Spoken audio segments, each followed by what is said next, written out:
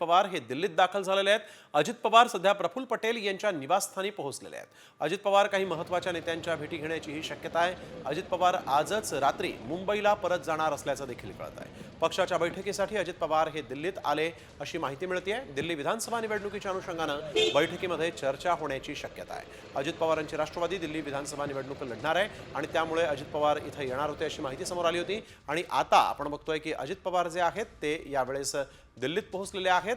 दिल्लीमध्ये अजित पवार हे प्रफुल्ल पटेल यांच्या निवासस्थानी पोहोचलेत। उपमुख्यमंत्री अजित पवार दिल्लीत गेल्यामुळे आता या दिल्लीवारीमध्ये अजित पवार नेमके कोणाशी भेटतात, कोणाशी चर्चा करतात हे पाहणं देखील तितकंच महत्त्वाचं ठरणार आहे।